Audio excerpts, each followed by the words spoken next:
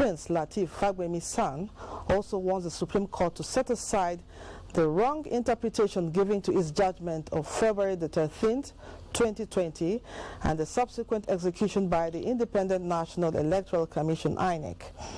The party is also contending that the Supreme Court, in its judgment, misinterpreted the November 12, 2019 judgment of the Federal High Court, Abuja.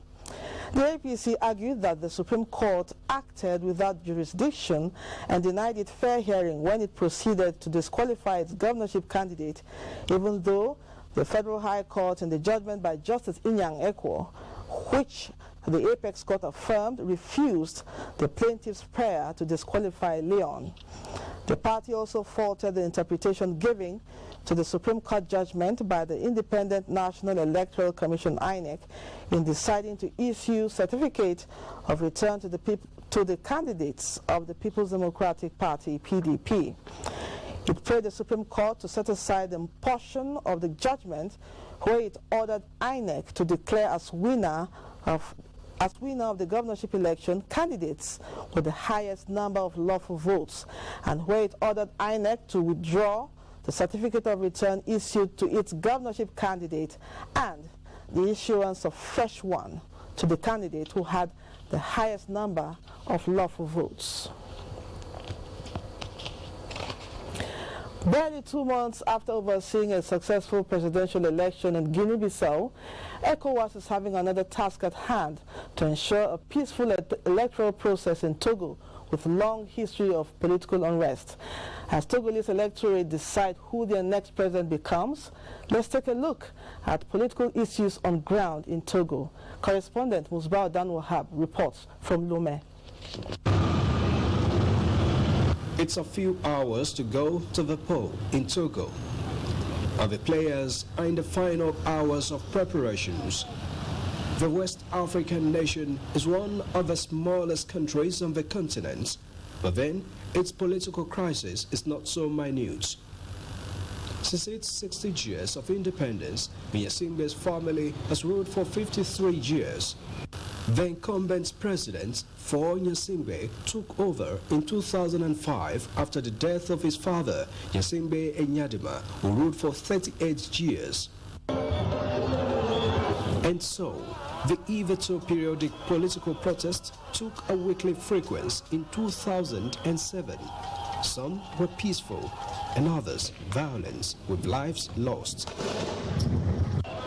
The opposition led protests calling for political reforms, particularly reinstatement of a term limits clause removed from the constitution by late Nyasimbe in 2003. Your Excellency Muhammadu Buhari. West African leaders on the platform of ECOWAS mediated and the two-term limit restored. But then, that does not affect the past 15-year reign of Nyasimbe, who is running for a fourth term. If President Faure Nyasimbe succeeds in this election against 6 other candidates, which include former opposition leader Jean-Pierre Fabre, he still has another opportunity in 2025 to contest again.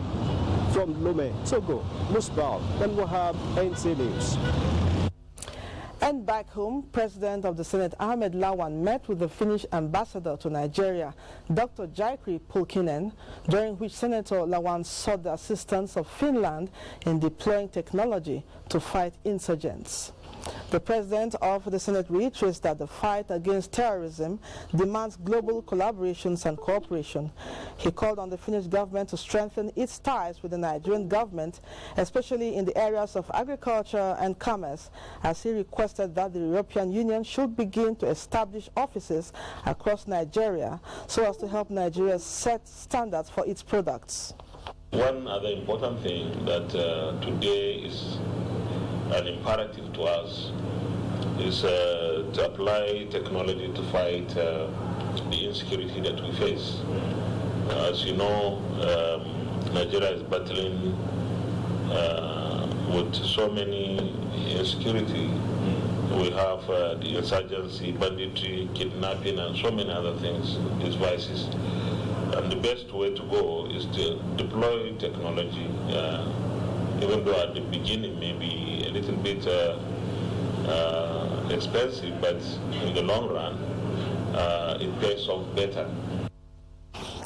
The Finnish ambassador informed Senator Lawan that the Finnish Parliamentary Committee on Finance will be visiting the National Assembly as part of the country's global interaction. First Lady of Nigeria, Aisha Muhammadu Buhari, has advocated for the involvement of all critical stakeholders towards addressing marital challenges and other social problems within the family and the society at large in order to build a strong and prosperous nation. This came to light during the one-day national conference organized by the Future Assured program of the First Lady, Aisha Buhari, in collaboration with the Nigerian Supreme Council for Islamic Affairs. State House correspondent Aliu Kabir reports. The magnitude and recurrence of divorce, as well as the incidence of child abuse and its negative consequences on family and the nation at large, remain the source of concern by all as part of our advocacy in the quest of shaping the future of the society. The First Lady, in collaboration with the Nigerian Supreme Council for Islamic Affairs, organized this national conference with the aim of repositioning the Muslim family for national development. The First Lady, who noted the root causes of these social problems as gradual collapse of the institutions of marriage, expressed optimism that the deliberations of this conference will go a long way in addressing the challenges for the betterment of Nigerian society. Some of the objectives were agreed to pursue, including identifying critical marital challenges and suggesting relevant instruments for addressing them, sensitizing families and other relevant stakeholders on their specific and collective responsibilities towards mitigating marital challenges, and identifying policy matters requiring urgent attention. The conference centered on the need to put all hands on deck to come up with workable solutions of enhancing advocacy and sensitization on the role of family, the traditional rulers, community and political leaders, as well as religious institutions in taking proactive measures to better the future of the Nigerian children and by extension the larger society. We must start solving our problems because nobody from any part of the world will come and solve our own problems for us. If you cannot maintain a wife, don't marry her. If you cannot maintain a child, do not give birth to him. If you cannot maintain a servant, do not employ him. And if you choose to, it is for our governors to make sure there are consequences. We have to support education very, very aggressively. We have to give awareness very, very aggressively. A lot of these recruits of Boko Haram, they probably think they're doing business. It is heartbreaking that we still have not addressed the issue of the child traffickers. Until that issue is addressed, we are only paying service to the another issue. Speakers at the technical session lend their voices in support towards bringing to bear the role of critical stakeholders, including women as mothers, in mitigating the challenges of marital crises and enhancing family life in general. From the State House, Aliu Kabir, NTA News.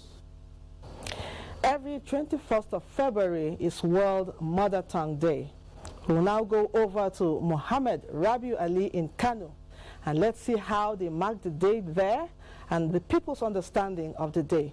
Mohammed, if you can hear me clearly, what is the atmosphere like in Kano? Well, thank you, Lydia. Good to see you again.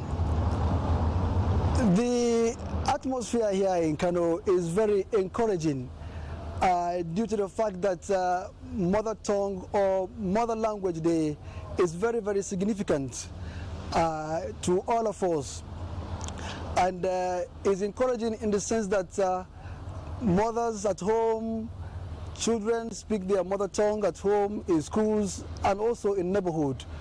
So here in Kano, we also commemorate the day, in a good way, and schools, primary and secondary schools, have also, commemorated the day to showcase the importance of language, or rather mother tongue, here in Kano. Hey, Rabi, aside marking the day, how well are schools taking the responsibility of ensuring that children take the mother tongue seriously? Well, in this case, schools from primary to post-primary levels, there is compulsory for them to take Hausa language and also Igbo and Yoruba as well in schools. So it's very encouraging, and the schools management took it upon themselves to ensure that mother tongue, is given priority from the primary one up to the secondary school level. So they are doing well, and they are committed in this direction. Thank you for that insight. Now, tell us, what do you think, in your own understanding, do you think that students would understand subjects better when taught in the native language? I think so, 100%. And you see, when I give an example of China, India, and other countries, they use their own mother tongue in schools. So for we Nigerians, if we are going to use our mother tongue in our schools, students can be able to, express themselves, can be able to know, the subjects fully well. And I can tell you that presently, Bayero University Kano has taken the bull by the horn, in introducing biology, chemistry, physics in Hausa language.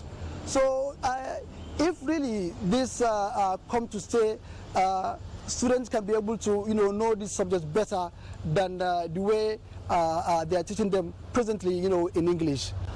So bringing it down or to domesticate it, it will really help, in assisting students to acquire knowledge, with ease. Interesting, Rabiu. Now tell us, what other language can you speak personally, aside your mother tongue? Yeah, I can speak Igbo language. I don't know if we can interact with you in Igbo, or maybe I can send a message over there for people to know that yes, I can speak Igbo.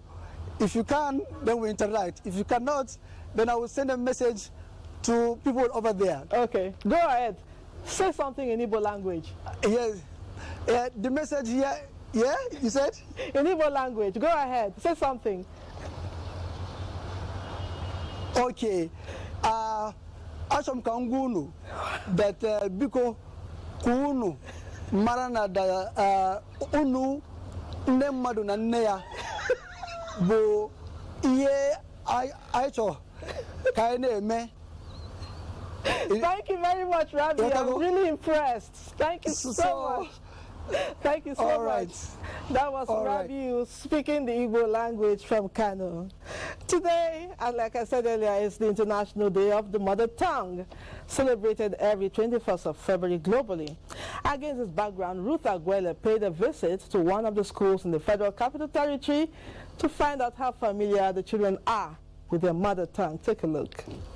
It is the International Day of Mother Tongue. It is set aside to promote multilingualism and also to preserve global heritage. Now, for us as a nation, how well have we preserved heritage, talking about our native languages? Because it is believed that languages are the most powerful instruments used in preserving and developing our tangible and intangible heritage. Now, many experts fear that some of these languages may go extinct if not well preserved, because only a few have genuinely been given a place in the education system. Now, we're here in one of the schools here in the FCT to find out how many of these Nigerian languages have been taught in the school and how well these children know this language. In Hausa, Biri is a monkey. In Hausa, Gongon Biri is a gorilla, and some other animals like that. But where are you from? I'm from Kaduna, ma'am. Can you speak your own native language? Yes, ma'am. Okay. Yeah, James Shunji. Yeah, Van. What did you just say? Yeah, James Shunji. I know. What did you say in English? Translate. Good evening. Good morning, Igbo is Ibolache Otutuoma. In good afternoon is Ndeoma. Good morning, Ekara is Saku. How old are you? I'm 9. You're 9. So in what language do your parents communicate with you at home? They communicate with Igala. Igala, you understand but you can speak it fluently. I understand but I cannot speak it friendly. A lot of people have said the role of the parents is very strong if we must preserve this heritage. If not, where are we headed as a nation? You know, in the school, we only speak English. But at home, you need to let your child knows where he or she comes from and be familiar with the native, with the culture. As a country, as a nation, we should put this in our school's curriculum. Let school have Hausa, Igbo, Yoruba in the curriculum so that we're able to teach these children. And at home, parents too, be able to teach them where the teachers stop at school. In Batawa, Sata Nigeria, Tanduka Kafina, Doha Dinkanta, Danasaranta, Alaite Mekemu. Bravo, thank you very much. And yes, as we celebrate the International Mother Tongue Day, let us remember to lay the foundation right for this future generation. In Abuja, Ruth Aguela, NTA News. Many thanks, Ruth. That was a good one. We now join Chinenye Nwonyi live in Enugu on feelers on how the day has been celebrated in that area of the country. Chinenye, if you can hear me, what is the celebration of the Mother Tongue Day like in Enugu? Okay, good afternoon to you. Here in Enugu, most people are aware that today is International Mother Tongue Day, even though there were no organized events to celebrate the day. But the theme of this year's celebration, which is Language Without Barriers, is a call to ensure that there are no barriers to the use of indigenous languages. How well are non-indigens communicating in Igbo? Okay, you know, people trained in indigenous languages and they translate other languages from their mother tongue. Research has also shown that those who are trained in their mother tongues have a mastery of other indigenous languages. I have with me here some northerners that are residents in Enugu. Even though Hausa is their indigenous language, they also speak Igbo as if it is their indigenous language. With me here is Bello Bashiru. He is from Sokoto State, but he speaks Igbo so fluently as if he's an Igbo man. Hello, Bashiru. Assalamu alaikum. Sunana Bello Bashir Isa, daga Sokoto State. My name is Bello Bashir Isa. I'm from Sokoto State. Afam Bello Bashir Isa. I'm from Sokoto State. But ever can be. Any never kind of me. Ever can achieve. Ever kind of business. And I'm my ever. So more one for my rights. Proudly one for my rights. So ndi bokwenu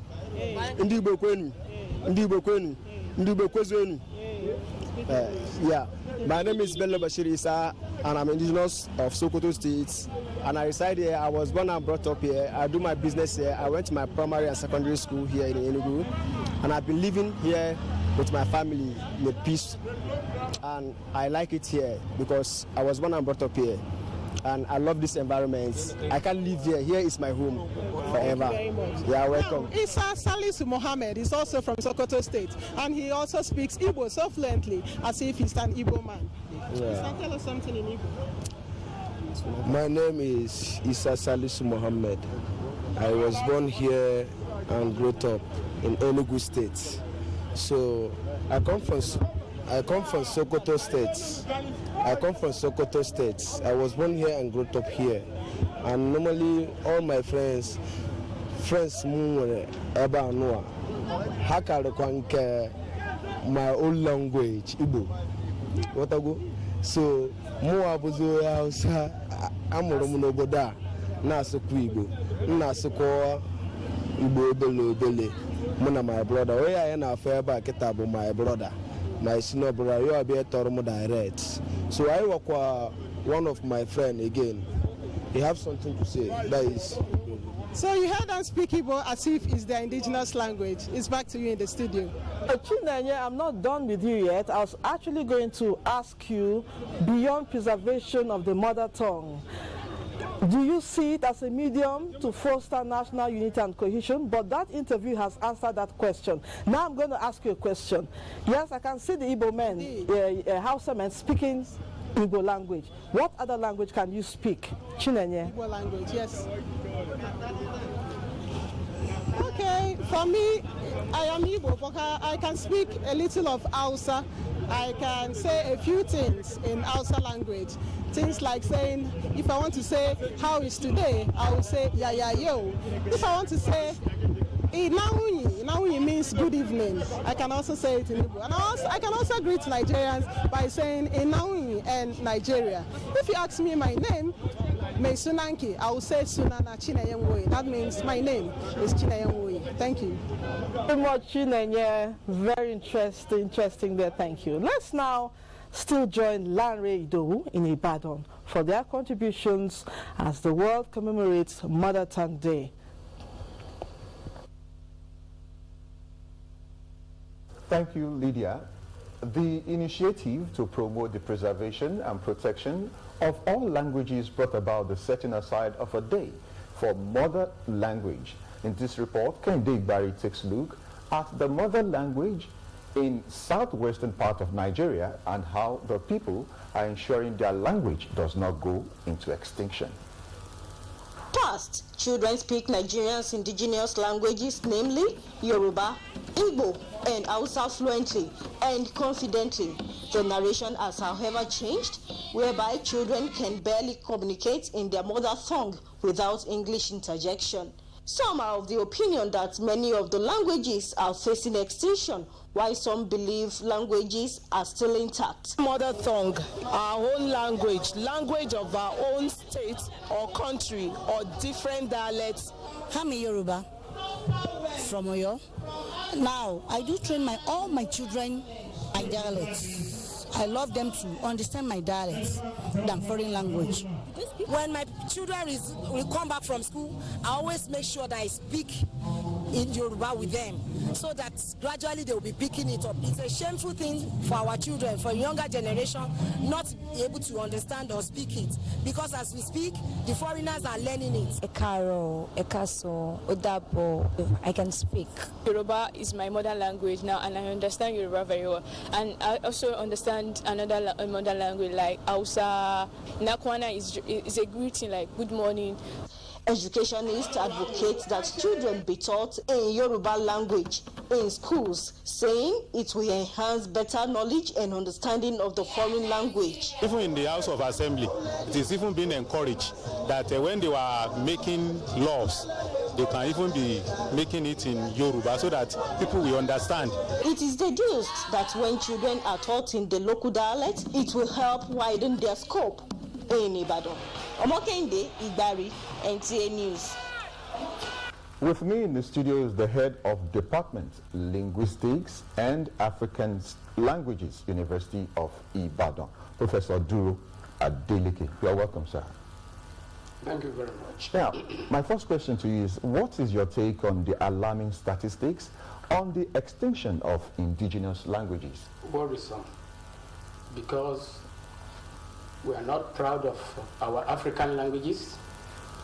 We believe unless we are able to use foreign languages, we are rustic, illiterate, but this is wrong assumption.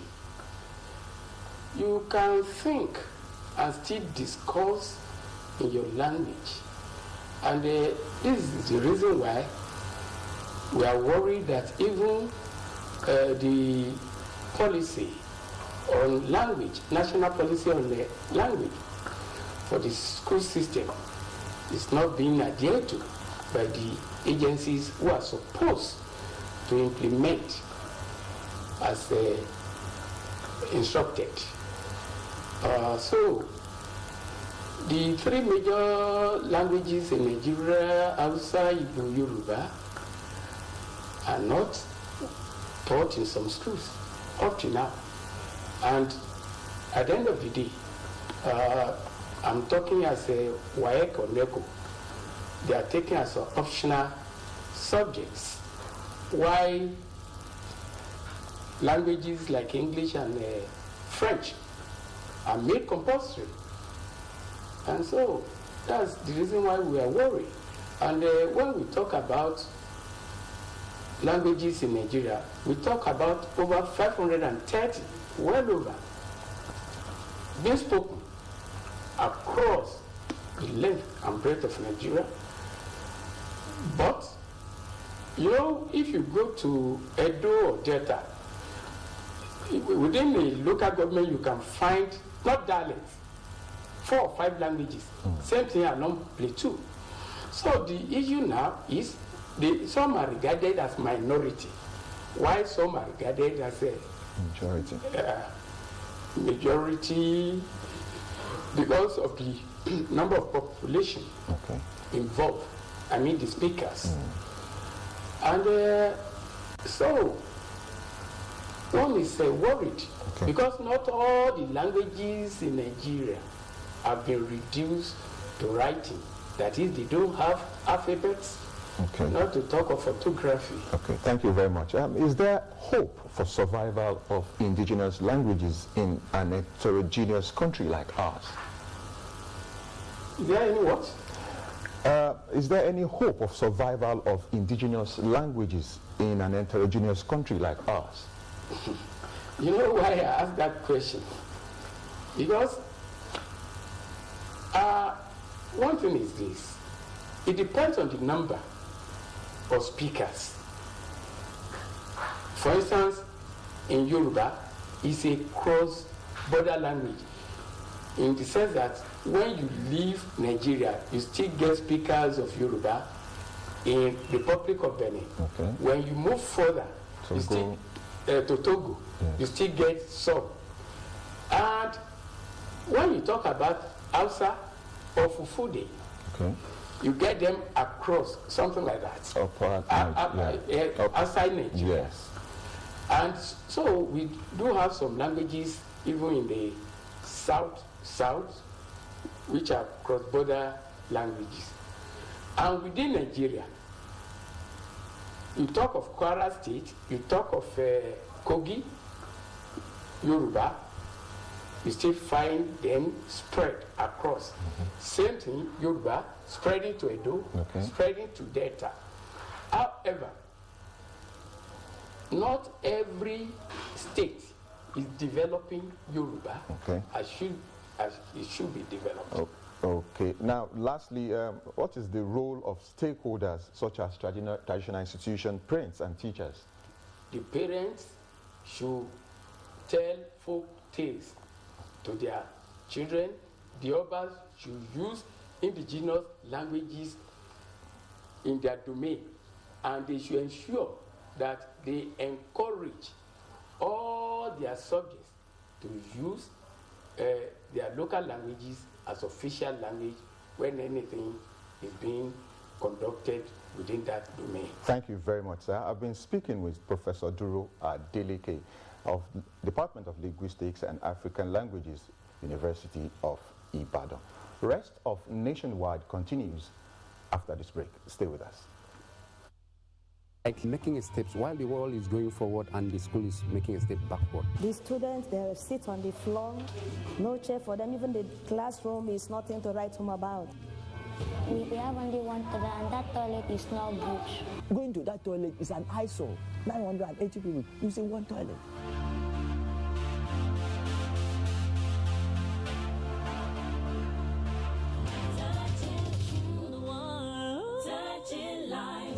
New digital technologies have thrown up new opportunities for online news gathering, reporting and management. NTA TV College invites online reporters, journalists, public relations practitioners, multimedia producers, and freelance reporters to a special 2-week intensive course on intermediate online news reporting skills. Take advantage of the course to upscale your skills in computer-assisted reporting, social media content production strategies, online media platforms for information dissemination and management. Date 2nd to 13th March 2020. Course fee 80,000 naira per participant. Accommodation inclusive. Also running is a special 4-week intensive course on modern trends in broadcast media marketing. It is an essential course for the sales force in the broadcast media, in the public and private sector, to sharpen their skills and improve their capacities to deal with contemporary marketing challenges and competitors. Date 16th March to 9th April 2020. Course fee 100,000 naira only per participant. Accommodation inclusive.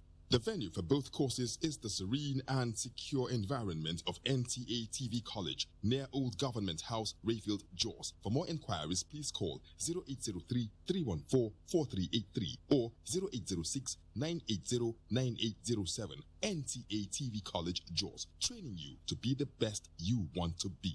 Are you looking for a serene environment where you can relax and feel at home with family and friends? Then search no more, because Liverpool VIP Hotel and Unique Resort is the answer.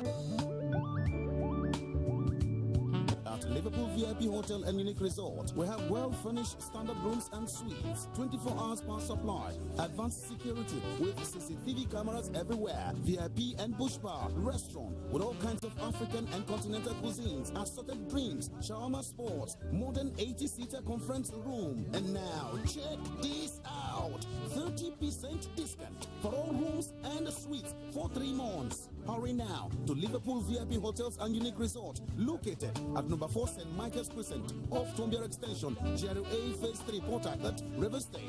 For reservation and more information, call 080-6764-0587. Liverpool VIP Hotel and Unique Resort. True hospitality.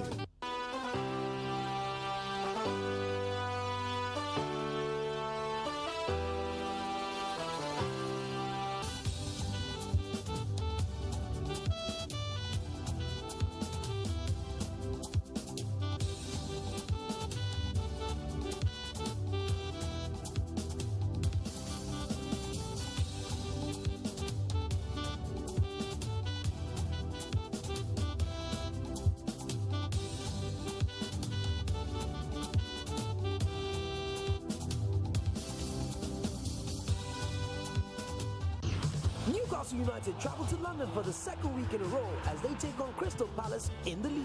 Will they achieve the double over their host this season, or will Crystal Palace carry out their revenge? Find out as Crystal Palace hosts Newcastle United on the Premier League Live on NTA Network at 3:30 p.m. this Saturday. The Premier League Live is brought to you by Coca-Cola and Access Bank. Thanks for staying. It's time to join Ruth in Lagos for more reports for Nationwide. It's over to you, Ruth. Thank you, Lydia, and welcome to Lagos, or do I say Lydia Esheun Ekabo Sieko? The Lagos State Governor, Babajide Sanwo-Olu, is advocating the introduction of a robust legislation that would help Nigeria reap the benefits derivable from digital revolution. The governor stated this in a message to the Senate Committee on ICT and Cybercrimes during its visit to the Government House, Lagos. Thomas Ogbetere reports. Of the Senate Committee on ICT and Cybercrime, led by the chairman, Senator Yakubu Oseni, expressed concern about the threat of cybercrime, especially with the current position of Nigeria as one of the countries with a high rate of cybercrime. Senator Yakubu Oseni urged the Lagos State government to embrace the use of technology and also encourage Lagos residents to participate in the Senate-planned training program for Lagos indigenes. The advancement of ICT has accelerated the pace of globalization and has completely impacted on life and work. It is the pivot for transformation of economies today. The Lagos State Deputy Governor, Dr. Obafemi Hamzat, said a robust and appropriate legislation would enable ICT firms to set up international data center in Nigeria, thereby attracting immense benefits of creating jobs for the youths. Lagos State, we understand the need for ICT. So you realize that we are the first state in Nigeria to have a dedicated ministry on science and technology. So there are other states that have education, science, technology. But we realize that clouds the whole thing. Dr. Hamzat also urged the Senate to prevail on the Nigerian Communications Commission, NCC, to develop telecoms infrastructure in rural areas. In Lagos, Thomas Ogbetere, NTA News. And to the environment, the global warning that the amount of plastic in the oceans will outweigh fishes by 2050 is real, and concerted efforts must be intensified towards tackling marine litter and plastic waste. Minister of State for Environment Sharon Ikwazu, at the presentation of an action plan geared towards this direction, said the federal government is taking steps to end the dumping of 200,000 tons of plastics into the country's waters annually. Michael Olale reports. Nigeria is among 20 nations that contribute 83% of total volume of land-based plastic waste globally, with an estimated 32 million tons of solid waste generated annually, according to the United Nations Environment Programme.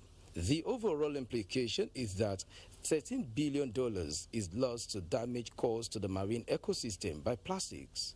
Changing this trend is the focus of this gathering, which is canvassing for improved awareness and enforcing existing laws. Ministry of Environment already has a policy on waste management. The issue of single-use plastic is something that has come up as well, and we are working with stakeholders as well. Some people are making money knowing fully well that their product is contributing to the pollutions that we all have. Whether they're going to set up a fund that will be responsible for cleaning up all this mess that we're experiencing, they have to be part and parcel of this cleanup exercise that we're experiencing.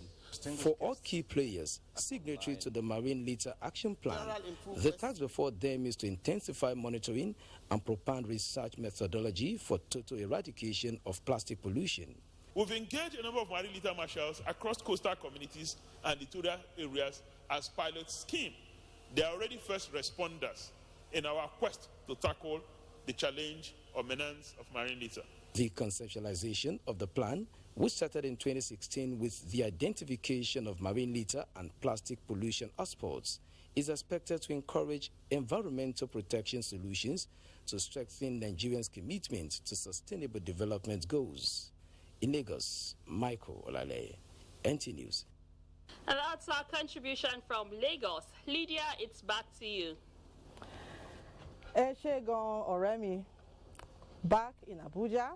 Community policing, decentralization of the police force, as well as synergy among security agencies have been highlighted as some of the necessary steps towards addressing Nigeria's internal security challenges. These and many more solutions were tabled by guests on Good Morning Nigeria while discussing the need for community policing in Nigeria. Alika Okpanachi Arua reports. The increasing rate of insecurity in Nigeria has become worrisome not only to the citizens but the government as well. To tackle the situation and safeguard lives and properties, guests on Good Morning Nigeria says grassroots policing is the way to go.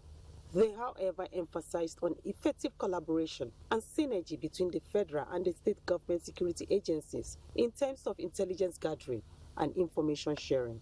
It's a strategy whereby God-fearing, well-mannered and good-charactered members of a locality are expected to partner proactively with the regular police to secure the environment. Police needs to take responsibility for internal security. There is no running away from this. And our governors at the level of National Security Council need to drive that. On the issue of Amotekun security network in the southwest, the governor of Ondo State maintained that due to the high density of forest and the rising tide of insecurity at the grassroots, there is need for more proactive measures to be taken. We are talking about crime that has become local somehow, and we need people who know the terrain to assist. And we believe that, look, just as a state governor I mean, I stay in Akure. How many places can I see at the same time? All the governors must come together. Let us come together and see what we are going to do if we really want to help ourselves, rather than operating different kind of policing, and at the end of the day we see ourselves getting in conflict with one another. The guests, however, appealed to critical stakeholders and security agencies to work hand in hand with the state for the effective implementation of community policing. In Abuja, Alika Opanachi, Arwa, NTA News. It is a general belief that empowering the youths educationally is the most effective way of making them an asset and veritable tool in nation building. In this regard, the people of Dambata in Kano State have devised a way of stimulating competition among youths in academic pursuit. Abdullahi Mustafa, during a recent visit to the area, witnessed the celebration of more locals who joined the League of Professors. For generations, Dambata is known as one of the most educationally developed communities in northern Nigeria. The community, which embraced formal education more than 90 years ago, now boasts of many technocrats, heads of public and private organizations, as well as dozens of professors. We don't have the presence of many tertiary institutions in Dambata, but despite this, the people of Dambata are resilient to go to any part of the world in order to further their education. Recently, Dambata community leaders organized a grand reception in honor of 8 more resilient scholars who joined the League of Professors. When we were trying to fill our forms for admission into the university, people are trying to say you should fill engineering, medicine. I say no. I will just apply for mathematics. It's an indication of the investment the community has made in education. The event was not only to celebrate the 8 new professors and a head of federal tertiary institution, but to also encourage the younger ones. I'm very proud, therefore 9 times proud. And we have to see more, of such professors from this local government. Because if you educate, you provide healthcare services, you provide employment, certainly you are going to have a very peaceful community that will champion the growth of the economy of our dear state, particularly this our local government, Dambata. Encouraging the youth to acquire quality education, they believe, is an alternative solution to societal ills. From Dambata in Kano State, Abdullahi Mustafa, NTA News. We now go on a live broadcast, a convocation lecture going on right now in Jigawa. Please enjoy that.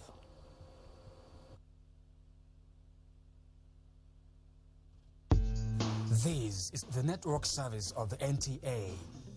We now join our outside broadcast crew for a live telecast. Please stay tuned.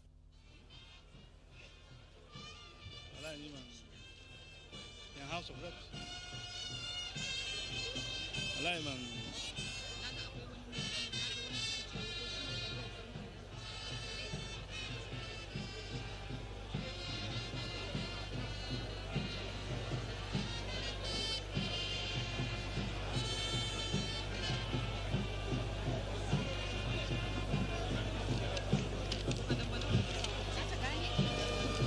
One and two, yeah. 1, 2.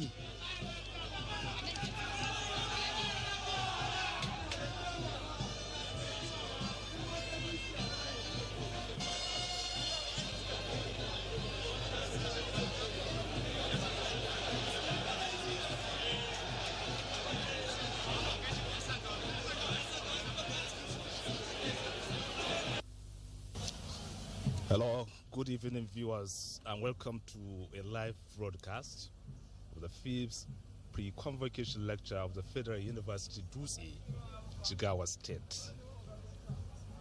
It's been televised from your favorite television station, the NTA, Africa's largest television network. We are reaching you live from the convocation arena here in Dutse, Jigawa State.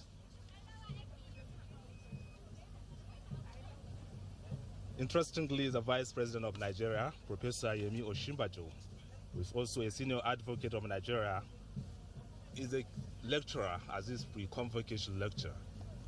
And the topic is facing the new decade.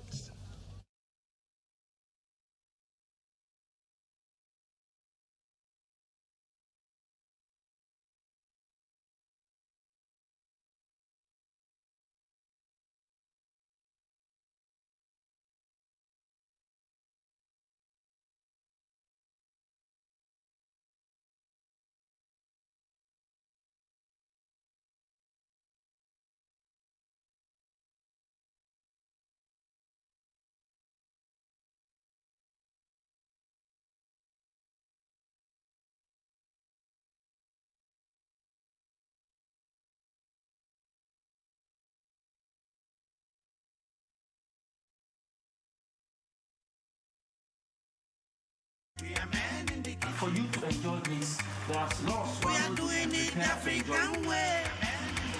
A lot of discussions going on with the crowd. The real man in the kitchen. Yes, we know the taste, and now we create the same taste. Man in the kitchen. Wednesdays 8:30 p.m. Repeat broadcast Friday 10:30 a.m. Are we live?